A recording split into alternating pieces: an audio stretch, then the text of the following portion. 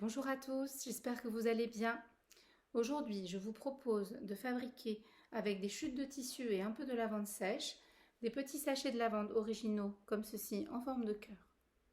Vous pourrez les glisser dans vos tiroirs de linge. Il faut savoir que la lavande a des très bonnes propriétés antimites. Donc ce genre de petit sachet de lavande sera parfaitement adapté pour être glissé dans vos tiroirs de pull, mais également dans tout le reste de vos vêtements puisque ça permettra de les parfumer agréablement pendant tout l'hiver. On y va?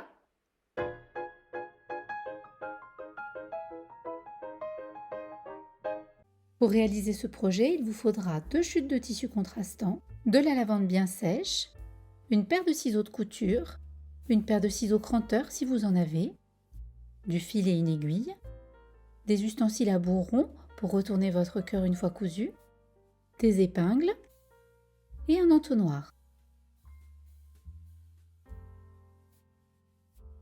On commence par dessiner la forme des cœurs au verso des tissus. Personnellement, je suis juste allée récupérer une image de cœur sur internet que j'ai imprimée puis découpée. Essayez d'optimiser la surface de votre tissu qui pourrait vous servir pour d'autres petits travaux de couture. Je vous conseille d'utiliser des tissus assez fins qui permettront à la lavande de diffuser son odeur plus efficacement. Vous pouvez ensuite passer à la découpe. Vous obtiendrez ainsi les 2 morceaux de tissu qui formeront le recto et le verso de votre sachet de lavande. Vous pouvez choisir d'utiliser des tissus contrastants comme je l'ai fait, mais vous pouvez également choisir le même tissu si vous préférez.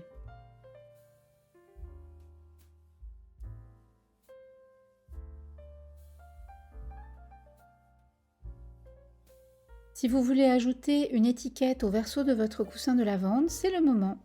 Faites attention de bien la placer sur l'endroit de votre tissu. Personnellement, je vais ajouter ma petite étiquette Sœur Yes Sœur, puisque je compte vendre ces petits coussins de lavande sur les marchés. Une fois bien positionné, vous n'avez plus qu'à la piquer le long des bords.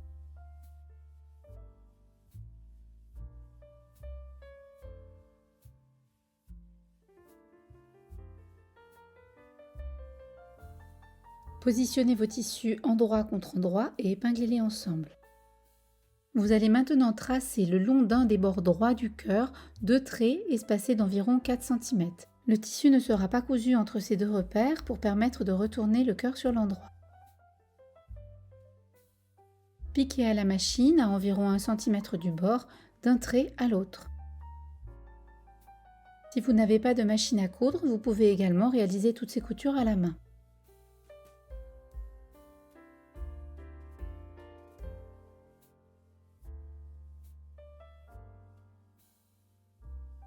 Avant de retourner le cœur sur l'endroit, il va falloir cranter les parties arrondies, couper le surplus de tissu au niveau de la pointe et faire une incision au niveau de la jonction entre les 2 arcs de cercle.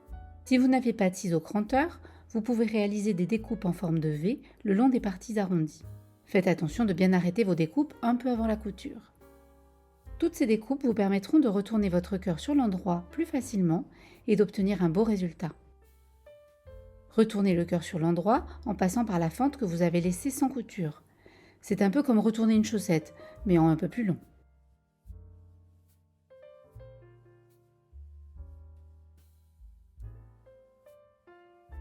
Utilisez maintenant votre ustensile à bourron pour bien retourner tout le tissu jusqu'aux coutures au niveau des arcs de cercle et de la pointe. Vous pouvez utiliser un plioir si vous en avez un, sinon le manche d'un pinceau fera très bien l'affaire.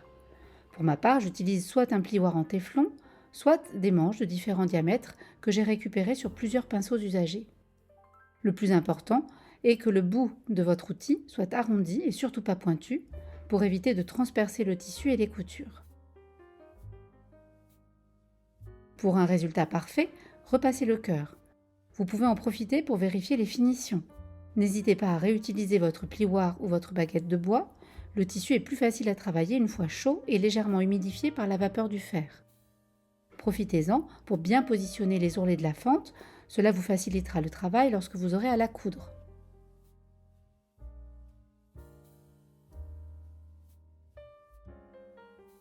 Nous voici arrivés à la dernière étape du travail. Il va maintenant falloir remplir votre coussinet de lavande. C'est maintenant que l'entonnoir entre en jeu. Insérez le bout de l'entonnoir dans la fente et remplissez-le de votre lavande bien sèche. À moins d'avoir un entonnoir à bout très large, il va sans doute falloir que vous aidiez les grains de lavande à passer. Une fine baguette en bois fera parfaitement l'affaire, votre manche de pinceau de tout à l'heure par exemple. Une fois que vous avez fini de remplir le sachet, il ne vous reste plus qu'à fermer la fente. Vous pouvez faire une couture à la machine au plus près des bords de l'ouverture, mais je vous conseille plutôt de faire une couture invisible à la main. C'est plus long mais le résultat est bien plus beau. Pour encore plus de propreté, faites le premier point en passant le fil à l'intérieur d'un des ourlets pour cacher votre nœud.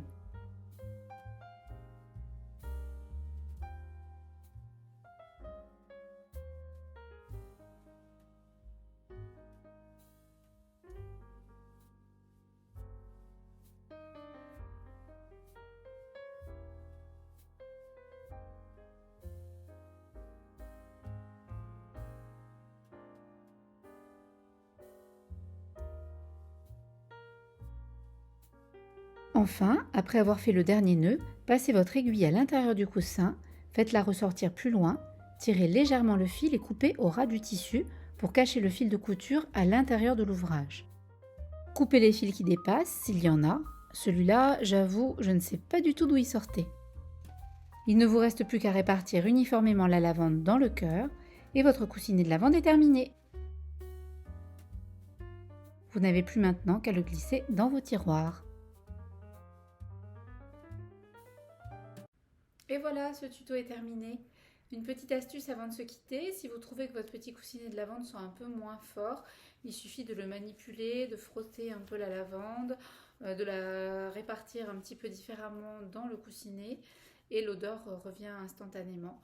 Moi j'ai des coussinets de lavande chez moi qui doivent avoir au moins 5-6 ans, voire plus, et vraiment il suffit de les réactiver comme ça en l'agitant pour que ça reprenne une très très bonne odeur, donc c'est vraiment tout simple. Cette vidéo est terminée, j'espère qu'elle vous aura intéressé et plu. Si c'est le cas, n'oubliez pas de me laisser un petit pouce bleu et de vous abonner à ma chaîne. Je ne promets pas d'être régulière, mais j'essaierai de me faire une vidéo une fois par mois si c'est possible. À bientôt!